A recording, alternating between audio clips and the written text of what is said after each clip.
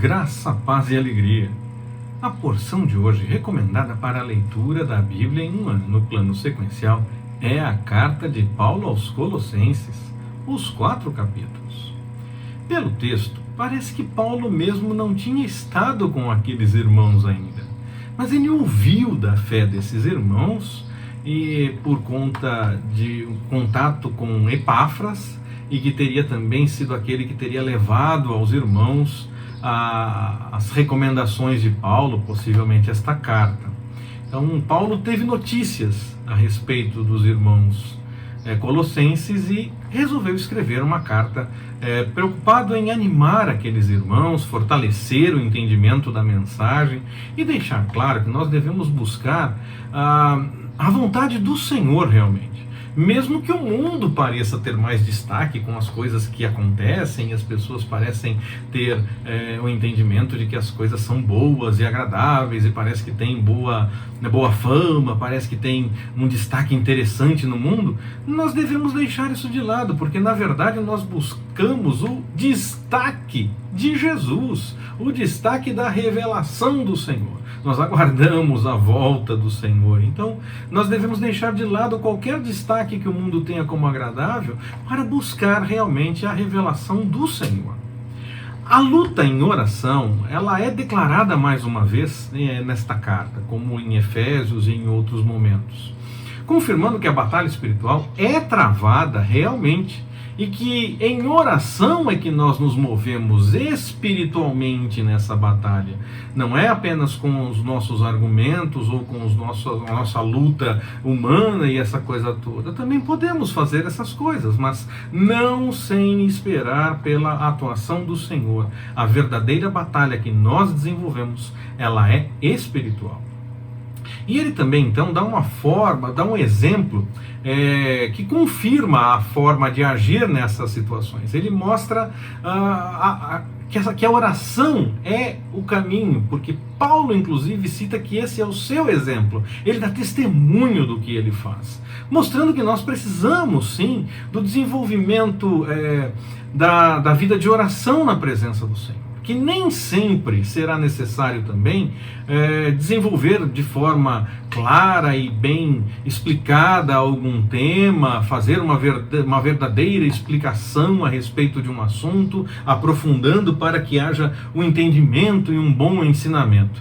Isso sim faz parte, nós estamos aqui com mensagens nesse sentido também, mas nem sempre esse será a melhor forma de agir, porque muitas vezes o simples fato de dar testemunho, de dizer como pratica as coisas, já pode mostrar e ensinar muitas coisas. E Paulo fez isso nessa carta.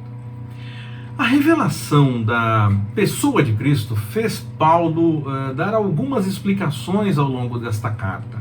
E veja a profundidade. Quando você acompanha a leitura, você já fez a leitura, ou se ainda não fez, faça, porque você vai notar uma profundidade muito grande naquilo que Paulo está dizendo a respeito da pessoa e da obra de Cristo. E com essa explanação nós entendemos, com essa explanação que Paulo faz, nós entendemos que o Senhor Jesus é absolutamente tudo para nós. Ele é a plenitude, ele é completo, é total, é absolutamente tudo. O evangelho alcançar os gentios não seria exatamente um mistério, pois nós já lemos em Gênesis, tanto no capítulo 12 como no capítulo 17, ainda lá em janeiro, quando fizemos a leitura de Gênesis, que em Abraão seriam benditas todas as famílias da terra. Nós também lemos na lei que havia a forma do gentio, do estrangeiro, participar de alguns eventos e até mesmo fazer parte de todos os eventos do judaísmo em si. Então, chegar até os gentios não era exatamente um mistério, até porque os profetas também falavam isso, que os gentios seriam alcançados com a mensagem do evangelho.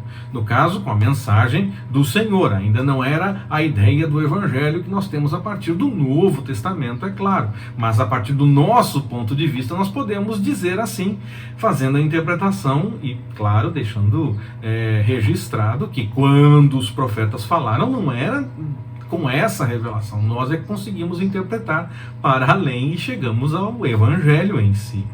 Mas quando os profetas falavam da mensagem chegar aos gentios, era disso que eles estavam falando, ainda que eles estivessem revelando sem saber todos os detalhes do que realmente viria a acontecer. Eles estavam revelando o que o Senhor estava falando para eles naquele momento. Então, o mistério, neste caso, seria a igreja em si, não a denominação, não a construção, não o templo em si, mas o corpo de Cristo, a união dos fiéis em Cristo, a igreja nesse sentido, que tem Jesus como cabeça. E que se ofereceu como sacrifício definitivo, a ponto de não precisar mais pensar na ideia de se converter ao judaísmo, para então ter acesso ao que o Senhor tem para todas as pessoas. Dentro daquele entendimento que alguns possuem, que os judeus seriam o povo escolhido, porque seriam aqueles que viveriam de acordo com a vontade do Senhor e seriam como se fosse um farol apontando para a direção da vontade do Senhor, e não apenas escolhido como único e exclusivo, mas escolhido para mostrar aos outros, já que a mensagem era para alcançar e abençoar todas as famílias da terra, e os estrangeiros e os gentios podiam participar, mesmo fazendo observação de coisas da lei em si. Então esse entendimento que o judeu seria o povo escolhido para ser um farol apontando para a direção correta, muitas vezes fazia alguns pensarem que o mundo no fim teria que se converter ao judaísmo para poder experimentar essa realidade que falava-se desde a lei, essa realidade que os profetas apresentavam, que os estrangeiros e os gentios também seriam alcançados com essa mensagem. Então acreditava-se que o mundo teria que se converter ao judaísmo e praticar as coisas do judaísmo para que pudesse ser alcançado com esta realidade de seguir as coisas de acordo com a vontade do Senhor. Mas o entendimento que não é dessa forma, que é através desse mistério que é a igreja, que não há necessidade de entrar no judaísmo, mas passamos a ser um sim em Cristo, tendo Jesus como cabeça, como igreja viva, e não igreja construção nesse caso, mas a igreja viva realmente, o corpo de Cristo. E esse mistério que se torna realidade, que não é mais necessário ir para o judaísmo para ter isso, mas temos isso em Jesus, fazendo parte da sua igreja, do seu corpo, fez com que o avanço do cristianismo fosse muito maior, muito mais abrangente entre os gentios, entre os estrangeiros. E no começo, nós vimos isso em Atos dos Apóstolos, nós lemos em Gálatas, nesta carta tem um pouco também de Colossenses, mas Gálatas tem mais, em Atos dos Apóstolos, capítulo 15, é o ponto alto disso tudo.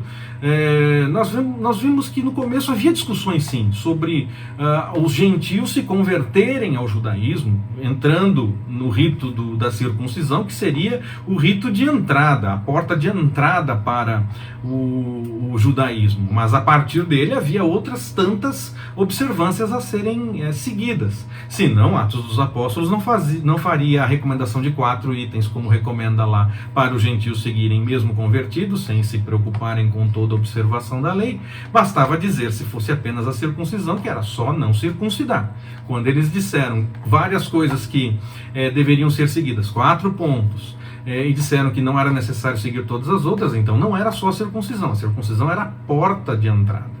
Mas o entendimento aqui é que chegou a hora do coração ser circuncidado, de deixar de ser um mero testemunho no corpo do homem, só o homem era circuncidado, para passar a ser um testemunho para todos, homens e mulheres, com a circuncisão do coração, para ser algo além do que podia ser visto, poderia aparecer diante dos olhos humanos.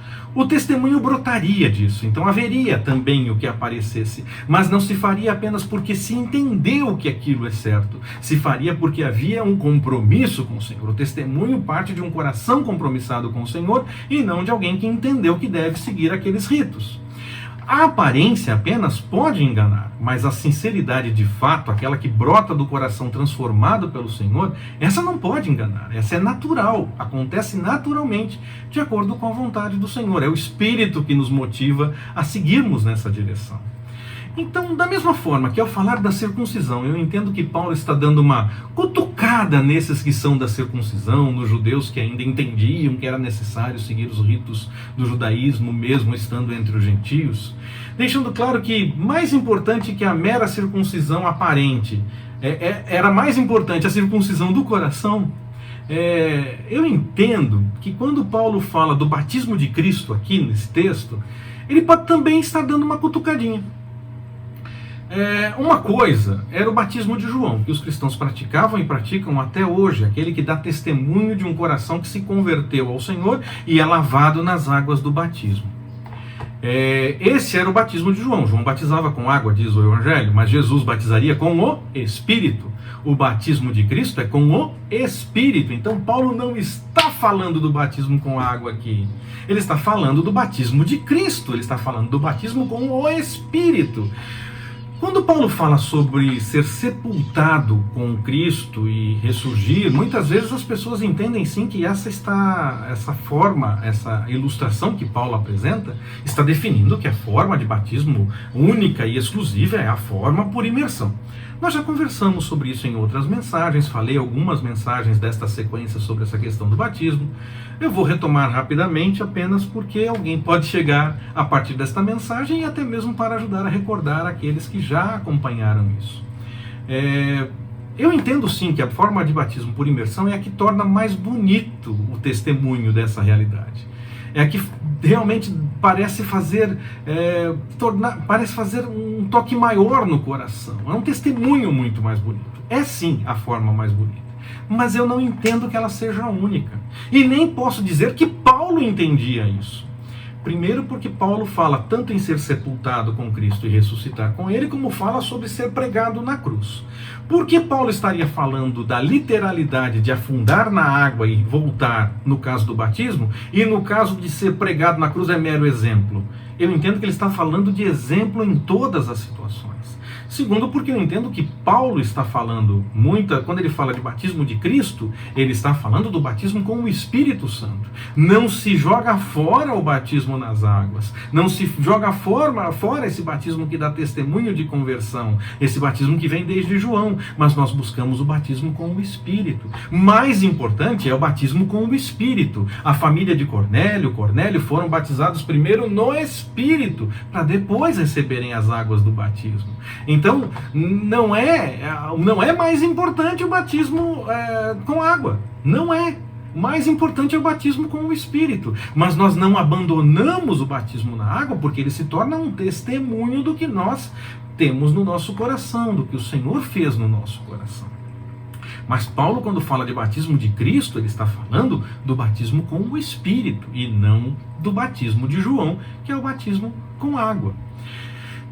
Eu entendo então que Paulo não está preocupado meramente com essa questão da aparência. Se ele estivesse preocupado com essa questão da aparência, que tinha que ser essa única forma de batismo, por que ele diz que a aparência não é importante? Por que ele fala que na circuncisão a mera aparência não é importante, o importante é o que vem do coração? Em outros momentos ele fala muito da questão espiritual, e especificamente de batismo ele estaria falando de uma forma meramente aparente, de algo que tem que aparecer, senão não está certo. Não consigo ir nesse entendimento. Me parece maldade interpretativa colocar isso no entendimento de Paulo. Porque Paulo não vai nessa direção em nenhum momento. Ele sempre deixa claro que é mais importante a questão espiritual. Então ele fala do batismo com o Espírito aqui, quando ele fala do batismo de Cristo. E ele continua no texto deixando claro que a mera aparência não é importante. O testemunho tem o seu lugar, mas tem que brotar de um coração convertido, e não de uma pessoa que entendeu que aquelas coisas são certas. Não de uma pessoa que repete apenas os atos porque entendeu que eles são certos, mas brota de um coração realmente convertido à vontade do Senhor. Não está apenas no legalismo do ritualismo, do que aparece, mas do que brota do coração. A questão mais importante é a questão espiritual com o Senhor. E ele confirma então, nesse texto, quando ele fala também dessas outras coisas que o aparente não é mais importante, que ele vai sim além dessa ideia do que é meramente aparente. Ele está muito preocupado com a questão espiritual, a ponto de dizer até no texto que não se deve levar em conta cerimonialismos ou ritualismos, ou observações de coisas do dia a dia. Nada do que aparece deve ser levado em conta, porque isso não agrega ao espiritual. Ele não está dizendo que as pessoas não vão fazer as coisas. Ele está dizendo que as pessoas não devem se preocupar com fazer essas coisas. Nós fazemos como testemunho de um coração comprometido com a vontade do Senhor e direcionado pelo Espírito. E não porque nos preocupamos em fazer as coisas. Nós não nos preocupamos em observar as coisas. Nós não nos preocupamos com os detalhes dessa observação. Nós somos levados pelo Espírito a agir de acordo com a vontade do Senhor e dar testemunho. Se não for algo espiritual mesmo, brotando de um coração circuncidado na presença do Senhor e que busca a vontade dele, nem mesmo usar a tática do pode ou não pode vai dar algum resultado. Vai ser mera lei, vai ser mero ritualismo, vai ser apenas seguir fazendo uma coisa que vamos fazer porque a gente se acostumou. Tem que ser brotando de um coração, que realmente é circuncidado na presença do Senhor. Não vai ter resultado se for para seguir apenas a questão de usos e costumes. Então essa pauta de costumes que existe, ela não é para o cristão.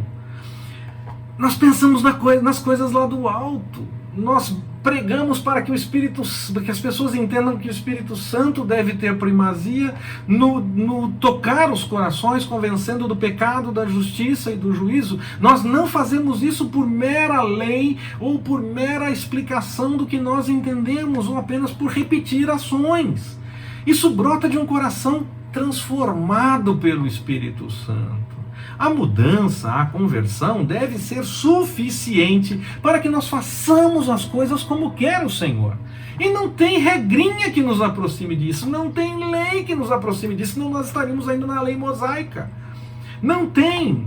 Nós podemos então, tendo conhecimento da lei ou tendo conhecimento de regrinhas, fazer apenas por fazer. O que é necessário é ter um compromisso verdadeiro com o Senhor e deixar o Espírito Santo nos direcionar nessa direção da vontade dele. E aí, naturalmente, nós deixamos o que não agrada ao Senhor e praticamos com a vontade do Senhor, dando testemunho natural, e não por, esse é o certo, esse é o errado, vou fazer isso porque isso é certo, vou fazer isso porque isso é errado, a partir do ponto de vista do que foi explicado nos estudos. Não, é o Espírito Santo que toca o nosso coração. Ele que nos direciona para a vontade do Senhor. E aí, naturalmente, nós praticamos a vontade do Senhor, não porque entendemos, porque fomos convencidos de que é algo certo e algo bom, mas porque buscamos a vontade do Senhor e o Espírito Santo nos direciona para seguirmos isso. As relações humanas, elas são muito importantes e não existe a ideia de que um vai mandar no outro do ponto de vista espiritual, mas existe sim a ideia de cada um servir ao outro, mesmo que cada um tenha uma função diferente. Não se pensa em níveis de importância, porque em Cristo somos iguais e somos um.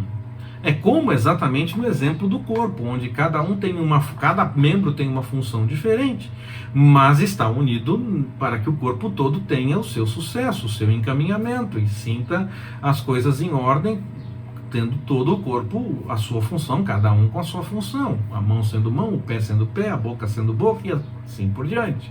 Da mesma forma, nós temos membros diferentes enquanto corpo de Cristo, mas servimos um ao outro em amor. Não mandamos, não temos primazia, porque o cabeça é Cristo. Nós simplesmente servimos de acordo com o que o Senhor nos encaminha para fazermos para a edificação do corpo de Cristo, para que todo o corpo ajustado possa realmente ser edificado na vontade do Senhor. No final do texto, Paulo ainda registra que poucos judeus seguem com ele. Ele fala de Lucas, por exemplo, aquele que nós entendemos como o autor do Evangelho de Lucas e do livro de Atos dos Apóstolos. Ele cita nominalmente a companhia de Lucas nesse texto. Quando ele fala dos que abandonaram, dá para notar no texto uma certa tristeza, uma certa nostalgia. Mas ele registra, por exemplo, que Lucas continuava com ele. E Lucas, possivelmente, como nós vimos na leitura de Atos dos Apóstolos, ele participou de muitos momentos realmente com Paulo.